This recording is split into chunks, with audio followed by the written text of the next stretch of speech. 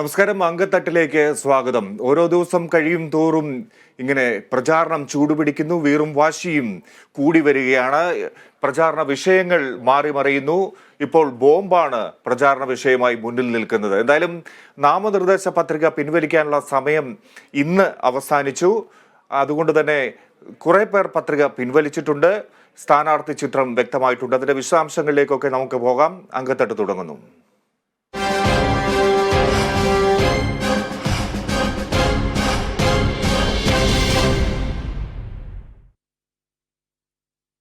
ഇന്നത്തെ പ്രധാന സംഭവവികാസങ്ങളിലേക്കാണ് പോകുന്നത്. വോട്ട് ചിത്രം ആദ്യം.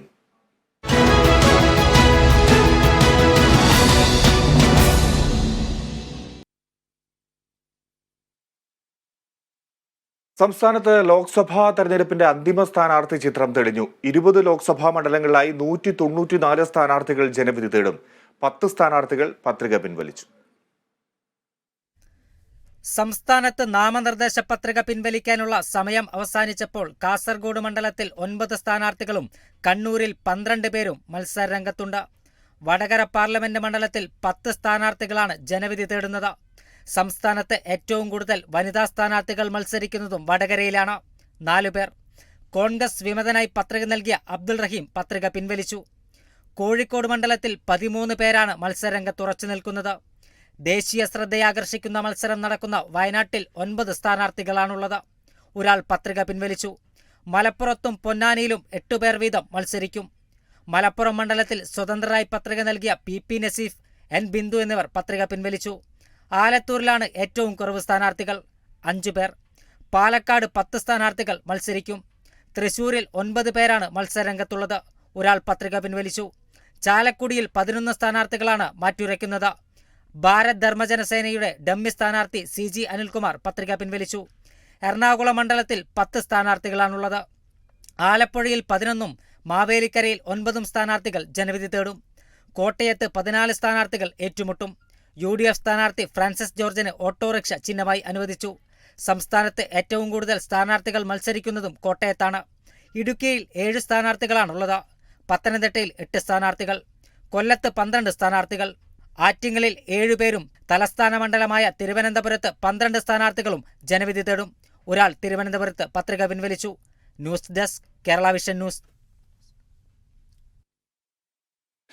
ഇപ്പോൾ അങ്കത്തട്ടിൽ ബിനോയും കൂടെ ചേരുകയാണ് തിരുവനന്തപുരത്ത് നിന്ന്. ബിനോയ്, എങ്ങനെ സ്ഥാനാർത്ഥി ചിത്രം ഇപ്പോൾ കൂടുതൽ വ്യക്തമാവുന്നുണ്ട്? ഇന്ന് സ്ഥാനാർത്ഥി പത്രിക പിൻവലിക്കാനുള്ള, നാമനിർദ്ദേശ പത്രിക പിൻവലിക്കാനുള്ള സമയം അവസാനിച്ചു. എങ്ങനെ ഒരു മത്സര ചിത്രം പൂർണ്ണമായി വ്യക്തമാകുന്നുണ്ട്?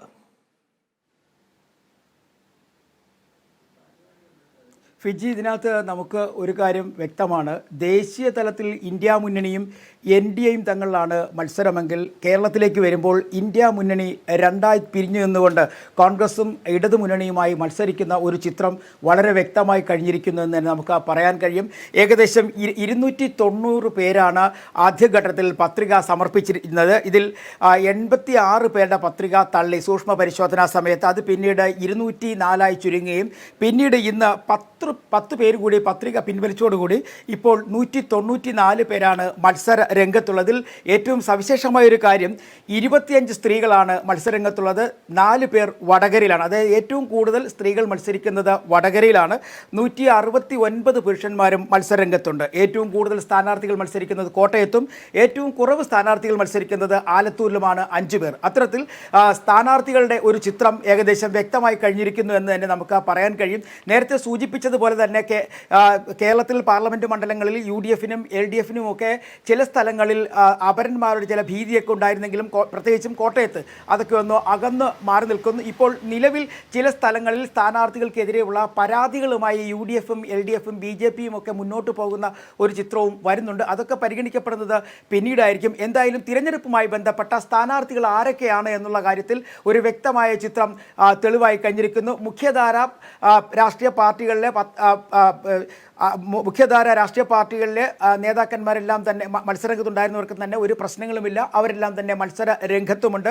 ഇനി പ്രചാരണത്തിൻ്റെ ചൂടിലേക്ക് കാര്യങ്ങൾ നീങ്ങുന്നു എന്ന് തന്നെ പറയാൻ കഴിയും. കഴിഞ്ഞ മാസം തന്നെ മുഖ്യമന്ത്രിയുടെ പ്രചാരണ പരിപാടികൾ കേരളത്തിൽ തുടങ്ങിക്കഴിഞ്ഞിരിക്കുന്നു. തിരുവനന്തപുരത്ത് നിന്ന് തുടങ്ങിയ പ്രചാരണ പരിപാടികൾ ഇന്ന് പത്തനംതിട്ടയിൽ എത്തിച്ചേർന്നിരിക്കുകയാണ്. CPM-ൻ്റെ അല്ലെങ്കിൽ LDF-ൻ്റെ അല്ലെങ്കിൽ ഇടതുമുന്നണിയുടെ മുഖ്യ പ്രചാരകനും ഏറ്റവും വലിയ ശ്രദ്ധാകേന്ദ്രവും മുഖ്യമന്ത്രിയാണ്. തൊട്ടു പിന്നാലെ ദേശീയ നേതാക്കൾ ഈ മാസം 14 തന്നെ കേരളത്തിൽ എത്തിച്ചേരുന്നുണ്ട്. അതിനകത്ത് പ്രകാശ് കാരാട്ടുണ്ട്, ബൃന്ദ കാരാട്ടുണ്ട് തുടങ്ങി നിരവധി നേതാക്കൾ കേന്ദ്ര തലത്തിൽ നിന്നും CPM-ൻ്റെയും CPI-യുടെയും ഒക്കെ നേതാക്കന്മാർ കേരളത്തിലേക്ക് വരും ദിവസങ്ങളിൽ എത്തുന്നു. കോൺഗ്രസിനും അത്തരത്തിൽ തന്നെയാണ്. പ്രത്യേകിച്ചും രാഹുൽ ഗാന്ധി വയനാട്ടിൽ മത്സരിക്കുന്ന ഒരു സാഹചര്യം. രാഹുൽ ഗാന്ധി കേരളത്തിലെ പ്രധാനപ്പെട്ട മണ്ഡലങ്ങളിലെല്ലാം തന്നെ പ്രചാരണത്തിനായി ഇറങ്ങുമെന്നാണ് നമുക്കറിയാൻ കഴിയുന്നത്. ഒപ്പം റോഡ് ഷോകളും ഉൾപ്പെടെ സംഘടിപ്പിച്ചിട്ടുണ്ട്. അതിന് തൊട്ടു പിന്നാലെ NDA സഖ്യമാണെങ്കിൽ വളരെ ശക്തരായ ആളുകളെ അല്ലെങ്കിൽ ദേശീയ നേതാക്കളെ തന്നെയാണ് പ്രചാരണത്തിനായി രംഗത്തെത്തിക്കുന്നത്. 15-ന് തൃശ്ശൂരിൽ വീണ്ടും പ്രധാനമന്ത്രി എത്തുന്നു എന്നുള്ളൊരു പ്രത്യേകത കൂടിയുണ്ട്. പ്രധാനമന്ത്രി തൃശ്ശൂരിൽ മാത്രമല്ല BJP പ്രധാനമായും ഏകദേശം 7 മണ്ഡലങ്ങളാണ് അവരുടെ A+ അല്ലെങ്കിൽ A ക്ലാസ് മണ്ഡലങ്ങളായി തിരഞ്ഞെടുക്കപ്പെട്ടിരിക്കുന്നത്. തിരുവനന്തപുരം, ആറ്റിങ്ങൽ, പത്തനംതിട്ട, മാവേലിക്കര. ഒപ്പം ആ പട്ടികയിൽ ഇപ്പോൾ ആലപ്പുഴ കൂടി കടന്നു വന്നിരിക്കുന്നു. കാരണം ശോഭാ സുരേന്ദ്രന് ആലപ്പുഴ മണ്ഡലത്തിൽ വളരെയധികം ശ്രദ്ധ ആകർഷിക്കാൻ കഴിഞ്ഞിരിക്കുന്നു, വളരെ വലിയ പ്രകടനം കാഴ്ചവെക്കാൻ കഴിഞ്ഞിരിക്കുന്നു, ആളുകളുടെ സ്വീകാര്യത വർദ്ധിപ്പിച്ചിരിക്കുന്നു. ഇതൊക്കെ പറഞ്ഞുകൊണ്ട് ഇപ്പോൾ ആലപ്പുഴയും തെരഞ്ഞെടുപ്പ് ചിത്രത്തിൽ A+ മണ്ഡലത്തിലേക്ക് എത്തിയിരിക്കുന്നു. കോൺഗ്രസിൻ്റെ ചിത്രത്തിലേക്ക് വരികയാണെങ്കിൽ വരും ദിവസങ്ങളിൽ ശക്തമായ പ്രചാരണ പരിപാടികളുമായി കോൺഗ്രസ് മുന്നോട്ട് പോകുന്നെങ്കിലും കോൺഗ്രസ് പറയുന്നത് ഫണ്ടിൻ്റെ കാര്യത്തിലെ വെല്ലുവിളിയാണ്. കഴിഞ്ഞ ദിവസം KPCC-യുടെ പ്രസിഡന്റ് ചുമതലയുള്ള MM ഹസൻ തന്നെ നേരിട്ട് ഫണ്ട് പിരിക്കുന്നതിന് തെരുവുകളിൽ ഇറങ്ങി എന്നുള്ളതും ശ്രദ്ധേയമാണ്. അങ്ങനെ അത്തരത്തിൽ വാദപ്രതിവാദങ്ങളും അതുപോലെ തന്നെ രാഷ്ട്രീയപരമായ അങ്ങോട്ടും ഇങ്ങോട്ടുമുള്ള വെല്ലുവിളികളുമായൊക്കെ തന്നെ പ്രചാരണ രംഗം ചൂടുപിടിച്ചു വരുന്നു എന്ന് നമുക്ക് പറയാൻ കഴിയും. ഇനി വരുന്ന ദിവസങ്ങളെല്ലാം തന്നെ അത്തരത്തിൽ വളരെ ശക്തമായ പ്രചാരണ പരിപാടികൾക്ക് കാര്യങ്ങൾ കടന്നുപോകും. അതേസമയം നമ്മൾ മനസ്സിലാക്കേണ്ടത് കേരളത്തിൽ ഇന്ന് വ്യത്യസ്തമായി ദേശീയ തലത്തിൽ നടക്കുന്ന മത്സരങ്ങൾ, ദേശീയ തലത്തിൽ ഇവിടെ മത്സരിക്കുന്നവരെല്ലാം ഒറ്റക്കെട്ടായി ദേശീയ തലത്തിൽ മത്സരിക്കുമ്പോൾ കേരളത്തിൽ വളരെ മാറി നിന്നുകൊണ്ട് അല്ലെങ്കിൽ കോൺഗ്രസും CPM-ഉം ഇടതുമുന്നണിയും ഐക്യ ജനാധിപത്യ മുന്നണിയുമായി മത്സരിക്കൂ എന്നുള്ളത് കൊണ്ട് തന്നെ ദേശീയ ശ്രദ്ധ ഏറെയധികം ആകർഷിക്കപ്പെടുന്നതും കേരളത്തിൽ തന്നെ ആയിരിക്കും. ഫിജി, എന്തായാലും ചൂടുപിടിച്ച ചർച്ചകളും വാദപ്രതിവാദങ്ങളും ഓരോരോ വിഷയങ്ങളിൽ നടക്കുന്നു എന്നുള്ളതാണ് പ്രത്യേകത. അങ്കത്തട്ടിൽ ഈ വിഷയങ്ങളെല്ലാം കടന്നുവരും ഓരോ ദിവസങ്ങളിലും. എന്തായാലും കോട്ടയത്തെ UDF സ്ഥാനാർത്ഥി ഫ്രാൻസിസ് ജോർജിന് ഓട്ടോറിക്ഷ ചിഹ്നം അനുവദിച്ചു. ജില്ലാ വരണാധികാരിയായ കളക്ടറാണ് ചിഹ്നം നൽകിയത്. ഓട്ടോറിക്ഷ ചിഹ്നം ആവശ്യപ്പെട്ട് രംഗത്തെത്തിയവർ പിൻവാങ്ങിയതും ഫ്രാൻസിസ് ജോർജിന് സഹായകരമായി. ഓട്ടോ സാധാരണക്കാരന്റെ വാഹനമാണെന്നും ആത്മവിശ്വാസം പകരുന്ന ചിഹ്നമെന്നും ഫ്രാൻസിസ് ജോർജ് പ്രതികരിച്ചു. എന്താണ് ഈ ലോക്സഭാ തെരഞ്ഞെടുപ്പിൽ സംസ്ഥാനത്തെ കോൺഗ്രസിന്റെ വാഗ്ദാനങ്ങൾ എന്താണ്? എന്തായാലും തെരഞ്ഞെടുപ്പിന് മുന്നോടിയായുള്ള പ്രകടന പത്രിക അവർ അവതരിപ്പിച്ചിരിക്കുകയാണ്. തൊഴിൽ, വികസനം, ക്ഷേമം എന്നിവയ്ക്ക് ഈ 3 കാര്യങ്ങൾക്ക് ഊന്നൽ നൽകുന്ന പത്രിക പ്രതിപക്ഷ നേതാവ് VD സതീശനാണ് അവതരിപ്പിച്ചത്. കോൺഗ്രസ് അധികാരത്തിലെത്തിയാൽ പൗരത്വ നിയമം റദ്ദാക്കുമെന്ന് ചെന്നിത്തല പറഞ്ഞു. ലോക്സഭാ തെരഞ്ഞെടുപ്പിൽ വിജയിച്ചാൽ നീതി നിഷേധിക്കപ്പെട്ടവർക്കും അവഗണന നേരിടുന്നവർക്കുമൊപ്പം നിൽക്കുമെന്നാണ് കോൺഗ്രസ് പ്രകടന പത്രികയിൽ പറയുന്നത്. അധികാരം ലഭിച്ചാൽ പൗരത്വ നിയമം റദ്ദാക്കുമെന്നും വ്യക്തമാക്കി. യുവാക്കൾ, വനിതകൾ, കർഷകർ തുടങ്ങിയവർക്ക് പ്രാധാന്യം നൽകിയുള്ള പ്രകടന പത്രികയാണ് പുറത്തിറക്കിയതെന്ന് കോൺഗ്രസ് നേതാക്കൾ വിശദീകരിച്ചു. 400 സീറ്റ് ലഭിച്ചാൽ ഭരണഘടന മാറ്റിയെഴുതാൻ നിൽക്കുന്ന പ്രധാനമന്ത്രിയും BJP-യും രാജ്യത്തിന് ആപത്താണെന്ന് രമേശ് ചെന്നിത്തല പറഞ്ഞു. 400 പാർ 400 സീറ്റിലേറെ കിട്ടുമെന്നും കിട്ടിയാൽ ഞങ്ങൾ ഭരണഘടന തന്നെ മാറ്റി എഴുതുമെന്നും പ്രഖ്യാപിക്കുന്ന ഒരു പ്രധാനമന്ത്രിയും ഒരു ഭരണകക്ഷിയും രാജ്യത്തിന് എത്രമാത്രം ആപത്താണ് നമ്മൾ ചിന്തിക്കണം. ഇന്ന് ഭരണഘടനാ സ്ഥാപനങ്ങളെ ദുർബലപ്പെടുത്തുക, ഭരണഘടനയെ തന്നെ മാറ്റി എഴുതുക, രാജ്യത്തെ നീതി നിഷേധിക്കപ്പെട്ട ജനങ്ങൾക്ക് നീതി കൊടുക്കാനുള്ള നടപടികൾ അവസാനിപ്പിക്കുക, പാർലമെന്റിനെ പോലും ദുർബലമാക്കുക, പാർലമെന്ററി സംവിധാനങ്ങളെ തകർക്കുക, ഇതെല്ലാമാണ് രാജ്യത്ത് 10 വർഷമായി നടന്നുകൊണ്ടിരിക്കുന്നത്. അതോടൊപ്പം BJP സർക്കാർ തീവ്ര വലതുപക്ഷമാണെന്നായിരുന്നു പ്രതിപക്ഷ നേതാവിന്റെ ആരോപണം. പിന്നോക്ക വിഭാഗക്കാർക്ക് വേണ്ട പരിഗണന നൽകുന്നില്ലെന്നും കുറ്റപ്പെടുത്തി. പിന്നോക്കം നിൽക്കുന്ന ജനവിഭാഗങ്ങൾക്ക്, പ്രദേശങ്ങൾക്ക്, സാമ്പത്തികമായി പുറകിൽ നിൽക്കുന്നവർക്ക്, ആശുപത്രികളില്ലാത്ത സ്ഥലത്ത്, വിദ്യാഭ്യാസ സ്ഥാപനങ്ങളില്ലാത്ത സ്ഥലത്ത് എവിടെയാണ് കുറവ്, ആ കുറവ് നികത്താൻ പ്ലാനിങ്ങിൽ ഒരു പദ്ധതിയുണ്ട്, പ്രയോറിറ്റി ഉണ്ട്. ഭക്ഷണമാണോ പ്രയോറിറ്റി, ഇൻഡസ്ട്രി ആണോ പ്രയോറിറ്റി, സർവീസ് സെക്ടറാണോ പ്രയോറിറ്റി, ഒരു പ്രയോറിറ്റി ഉണ്ട്. ഇപ്പോൾ ഉള്ള സംഭവം എന്ന് പറയുന്നത് പ്ലാനിംഗ് പൂർണ്ണമായി ഉപേക്ഷിച്ചു. ഇപ്പൊ പ്രോജക്റ്റുകളാണ്, പ്രോജക്റ്റുകളുടെ പുറകെയാണ് പോകുന്നത്.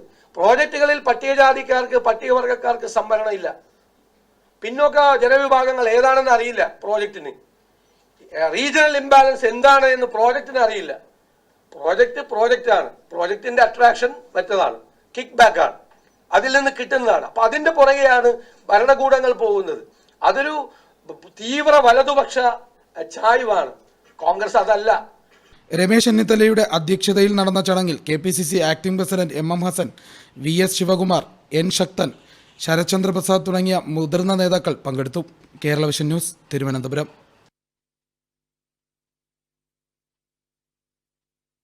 സജി മഞ്ഞക്കടമ്പിലിന് വലിയ വിഷമമുണ്ട്.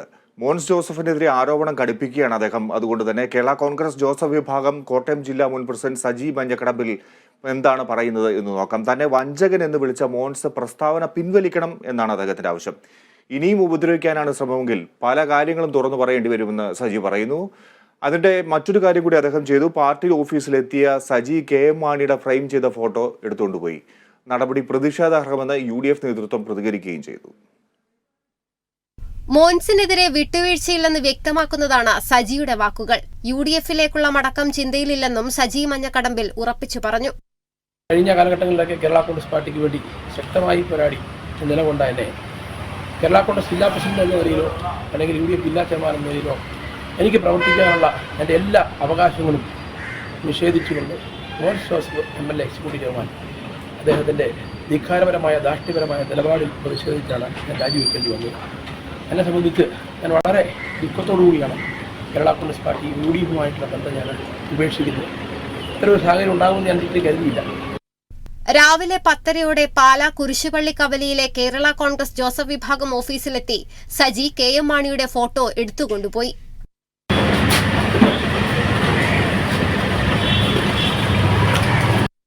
KM മാണിയുടെ ചരമദിനത്തിൽ പുഷ്പാർച്ചന നടത്താനാണ് ഫോട്ടോ എടുത്തതെന്നാണ് വിശദീകരണം. ഫോട്ടോ ഓഫീസിൽ വാങ്ങിവെച്ചതും താനാണെന്ന് സജി. മാനസാറിന്റെ ബന്ധം വൈകാരികമാണ്. മാനസാറിന്റെ ഫോട്ടോ ഞാൻ ഇവിടെ വെച്ചിട്ടുണ്ട്, എനിക്ക് എടുക്കണം എന്ന് ആവശ്യപ്പെടും. അദ്ദേഹം നിയോളം പ്രസിഡന്റ് തുറന്നു ഞാനത് എടുത്തു. നാളെ മാനസാറിന്റെ ചരമദിനമാണല്ലോ. അപ്പം തീർച്ചയായിട്ടും മാനസാറിന്റെ പടം അല്ലെങ്കിൽ പുഷ്പാർച്ചന നടത്തുന്ന ആഗ്രഹമുള്ളതുകൊണ്ടാണ് അത് എടുക്കാൻ വേണ്ടി വന്നത്. സജി അനുമതി വാങ്ങിയാണ് ഫോട്ടോ എടുത്തുകൊണ്ടുപോയതെന്ന് ജോസഫ് വിഭാഗം പ്രാദേശിക നേതാക്കൾ പ്രതികരിച്ചു. എന്നാൽ സജിയുടെ നടപടിയിൽ UDF ജില്ലാ നേതൃത്വം കടുത്ത പ്രതിഷേധം രേഖപ്പെടുത്തി. പരസ്യ പ്രതികരണം നടത്തി സജി മഞ്ഞക്കടമ്പിലിന് വാർത്താശ്രദ്ധ നേടിക്കൊടുക്കേണ്ടെന്നാണ് UDF-ന്റെ നിലപാട്. Kerala vision news, Kottayam. മോദിയും പിണറായിയും ഒരേ നാണയത്തിന്റെ ഇരുവശങ്ങളാണെന്നും അഡ്ജസ്റ്റ്മെന്റ് രാഷ്ട്രീയമാണ് ഇവർ നടത്തിക്കൊണ്ടിരിക്കുന്നതെന്നും കർണാടക ഉപമുഖ്യമന്ത്രിയും കോൺഗ്രസ് നേതാവുമായ DK ശിവകുമാർ മുരളീധരന്റെ തൃശൂർ ഒല്ലൂരിലെ തെരഞ്ഞെടുപ്പ് പര്യടനത്തിൽ പങ്കെടുത്ത് സംസാരിക്കുകയായിരുന്നു ശിവകുമാർ. പിണറായിയെ തൊടാൻ EDയും കേന്ദ്ര ഏജൻസികളും തയ്യാറാവുന്നില്ല. കേരളത്തിൽ ഭരണം നടത്തുന്നത് ഇടത് സർക്കാരാണെന്ന് അവകാശപ്പെടുന്നു. എന്നാൽ കർണാടകത്തിൽ JDS NDയുടെ ഭാഗമാണ്. NDയുടെ ഭാഗമായ വൈദ്യുതി മന്ത്രിയെ എന്തുകൊണ്ട് പുറത്താക്കുന്നില്ല? ഇത് LDF മന്ത്രിസഭയോ NDA മന്ത്രിസഭയോ എന്ന് വ്യക്തമാക്കാൻ പിണറായി വിജയൻ തയ്യാറാവണമെന്ന് DK ശിവകുമാർ പറഞ്ഞു. കോൺഗ്രസിനൊപ്പം നിന്നാലേ ഈ രാജ്യം രക്ഷപ്പെടുമെന്ന് തിരിച്ചറിഞ്ഞവരാണ് കേരളത്തിലെ ജനങ്ങൾ.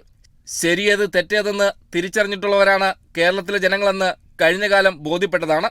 നരേന്ദ്രമോദിക്ക് ഉറക്കമില്ലാത്ത രാത്രികൾ സമ്മാനിച്ചുകൊണ്ട് രാജ്യത്തുടനീളം ഫാസിസ്റ്റ് വിരുദ്ധ നീക്കങ്ങളുമായി രാഹുൽ ഗാന്ധി നീങ്ങുമ്പോൾ രാഹുൽ ഗാന്ധിക്ക് ഏറ്റവും കരുത്തായി നിന്നത് കേരളമാണെന്നും അദ്ദേഹം പറഞ്ഞു.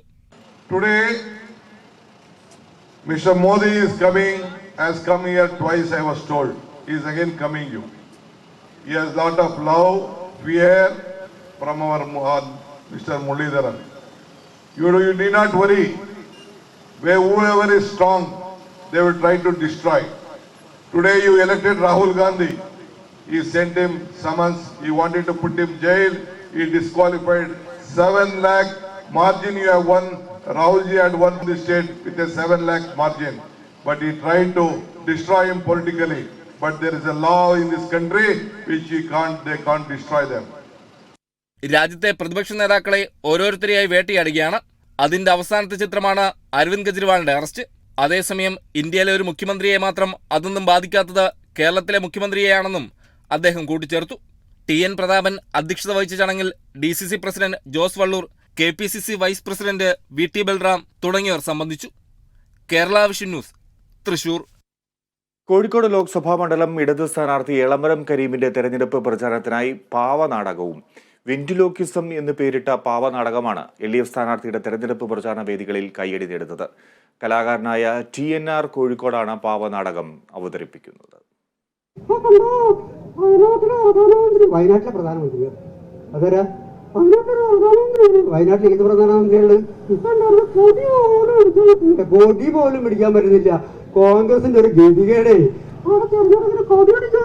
കൊടി പിടിക്കാൻ പറ്റുന്നില്ല അവിടെ പോയിട്ട്. അതാണ് കോൺഗ്രസിന്റെ ഒരു ഗതികേട്.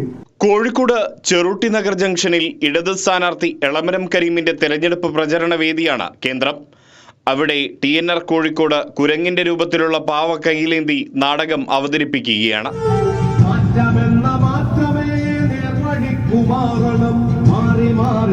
മനുഷ്യരൊന്നു പോലെയാകണം.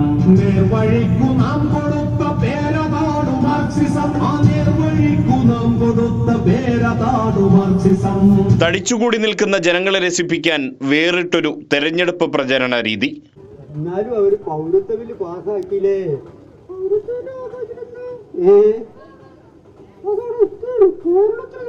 കേരളത്തിൽ നടക്കൂല.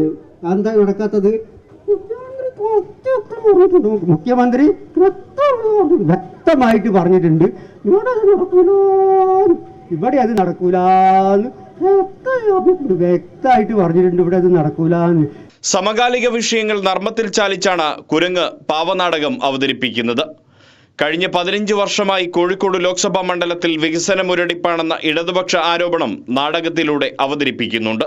കഴിഞ്ഞ തെരഞ്ഞെടുപ്പിന് കണ്ടില്ലേ എന്തെല്ലായിരുന്നു? ED, CBI, സ്വപ്ന എല്ലാരും കൂടി ഒരു കളി കളിച്ചില്ല അവര്. എന്തായിരുന്നു അത്? അതായത് എന്തൊക്കെയാണ് ഉണ്ടായിരുന്നത്? കൂടാതെ എളമരം കരീമിനെ വിജയിപ്പിക്കേണ്ടതിന്റെ പ്രസക്തിയെക്കുറിച്ചും നാടകം കാണികളെ ഉത്ബോധിപ്പിക്കുന്നു. എത്ര കോൺസെൻട്രേഷൻ ക്യാമ്പുകളാണെന്നറിയോ?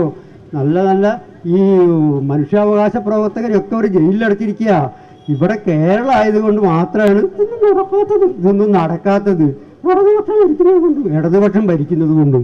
നടക്കാവ് സ്വദേശിയായ TN രഘുത്തമൻ എന്ന TNR കോഴിക്കോടാണ് ഇത്തരമൊരു നാടകത്തിന് രൂപം നൽകിയത്. മനുഷ്യനാകണം പുല്ലിനും പുഴുവിനും ചരാചരങ്ങളൊക്കെയും തുല്യമെന്ന നേരതിന്റെ പേരതാണ് മാർക്സിസം. മനുഷ്യനാകണം. കോഴിക്കോട് നോർത്ത് നിയോജക മണ്ഡലത്തിലായിരുന്നു ഇടതു സ്ഥാനാർത്ഥി എളമരം കരീമിന്റെ ഇന്നത്തെ തെരഞ്ഞെടുപ്പ് പര്യടനം.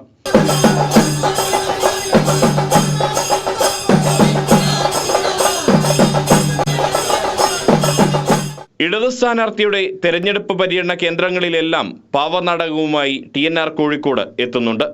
Riyas KMR, Kerala vision news, Kozhikode.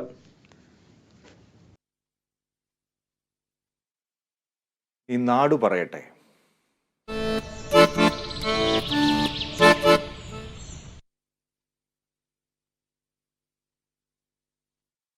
Kozhikode ജില്ലയിലെ വികസന പ്രവർത്തനങ്ങൾ തെരഞ്ഞെടുപ്പിൽ മുന്നണികളെല്ലാം ഏറ്റവും കൂടുതൽ ചർച്ച ചെയ്യുന്ന വിഷയമാണ്. എന്നാൽ അടിസ്ഥാന സൗകര്യങ്ങൾ പോലുമില്ലാത്ത ഇടങ്ങൾ നഗരമധ്യത്തിൽ തന്നെയുണ്ട്. വോട്ട് ചെയ്ത് വിജയിപ്പിക്കുന്ന സ്ഥാനാർത്ഥികളൊന്നും തിരിഞ്ഞു നോക്കുന്നില്ല എന്നതാണ് ഇവിടെയുള്ളവരുടെ പ്രധാന പരാതി. കോഴിക്കോട് ജില്ലയുടെ നഗരമധ്യത്തിൽ 36ലധികം കുടുംബങ്ങൾ തിങ്ങിപ്പാർക്കുന്ന പൂതേരി സത്രം കോളനിയിലാണ്. തിരഞ്ഞെടുപ്പ് അടുക്കാറായതോടുകൂടി സ്ഥാനാർത്ഥികളെല്ലാം ഈ കോളനി കയറി ഇറങ്ങുന്നുമുണ്ട്. എന്തായാലും ഇവിടുത്തെ തിരഞ്ഞെടുപ്പ് വിശേഷങ്ങൾ എന്തൊക്കെയാണ്, ഇവിടെ എന്തൊക്കെ നോക്കിയായിരിക്കും ജനങ്ങൾ വോട്ട് ചെയ്യുക എന്ന് നോക്കാം.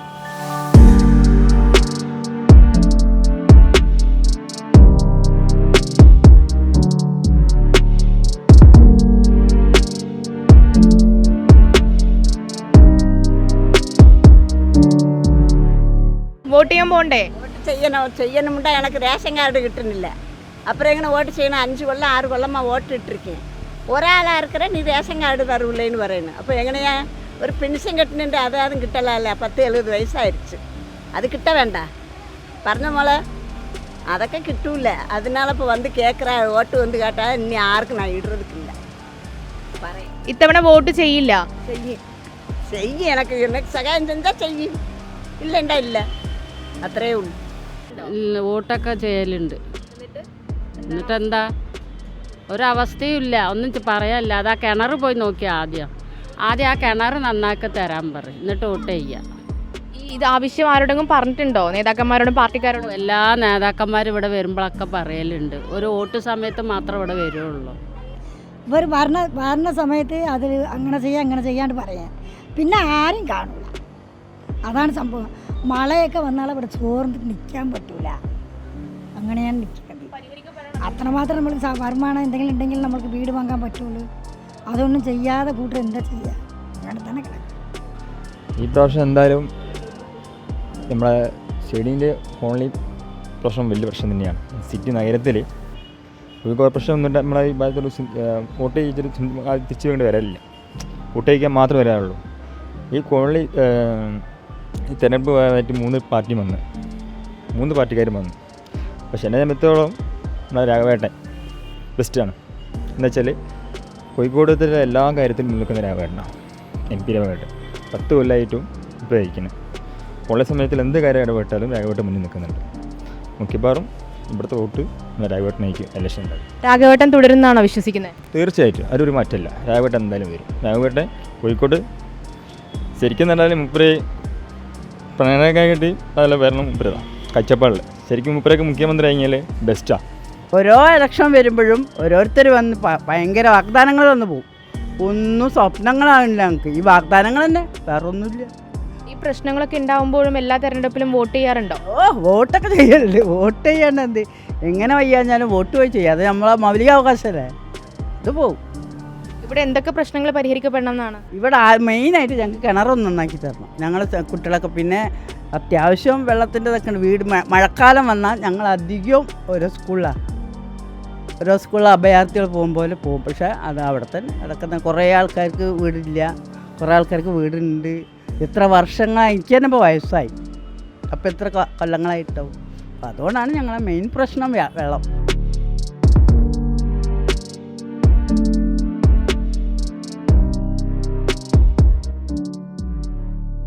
ആദ്യമായിട്ട് ഇനിയിപ്പോൾ വോട്ട് ചെയ്യണമെന്ന് വെച്ചാൽ നല്ല ഇതൊക്കെ നോക്കൂ. എല്ലാവരും ആർക്ക് ചെയ്താലാണ് കുറച്ച് പ്രാധാന്യമൊക്കെ നോക്കൂ.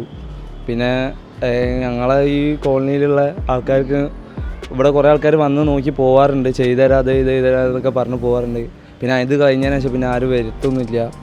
പിന്നെ വോട്ട് ചെയ്യുന്ന സമയത്ത് നല്ല എനിക്ക് തോന്നണ ഏതാ പാർട്ടി നോക്കിയിട്ട് ആ പാർട്ടിക്ക് ചെയ്യും.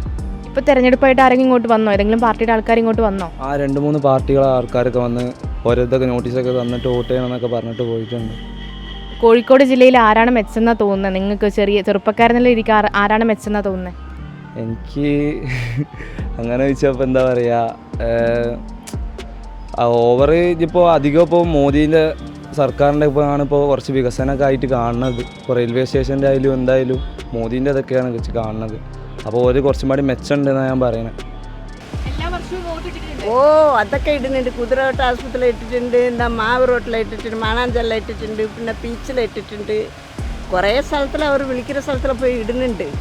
കോർപ്പറേഷൻ ഓഫീസ് കിட்ட പോയി ഇടുന്നുണ്ട്. കോർപ്പറേഷൻ ഓഫീസ് കള്ളാസ കൊണ്ടുവിട്ട് പോയി. എല്ലാവർക്കും ഇടം കിടക്കിയത് 3 സെൻറ്റ് ഇടമുണ്ട്, അതും കൂടി എനിക്ക് കിട്ടല. അത് റേഷൻ കാർഡിലൊന്നും ഉനക്ക് കിട്ടൂല്ലേന്ന് പറഞ്ഞു. പിന്നെന്താ മോളെ ഞാൻ പറയേ.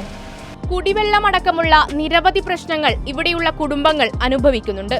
കാലാകാലങ്ങളായി വോട്ട് ചെയ്യുന്നുണ്ടെങ്കിലും ഇതൊന്നും പരിഹരിക്കപ്പെടാത്തതിന്റെ പരിഭവവും ഇവിടെ പ്രകടമാണ്. തിരഞ്ഞെടുപ്പിൽ ആരു ജയിച്ചാലും ഇതൊന്ന് പരിഹരിക്കണമെന്നുള്ള അഭ്യർത്ഥനയും ഇവിടുത്തുകാർക്കുണ്ട്. ക്യാമറമാൻ സജി തറയലിനോടൊപ്പം മേഘ്ന മുരളി, കേരള വിഷൻ ന്യൂസ്, കോഴിക്കോട്. ഞങ്ങളുടെ പ്രതിനിധി കോഴിക്കോട്ട് നിന്ന് മേഘന മുരളിയാണ് അവരുടെ അഭിപ്രായങ്ങൾ തേടിയത്. ഇനി വോട്ട് പഞ്ച്.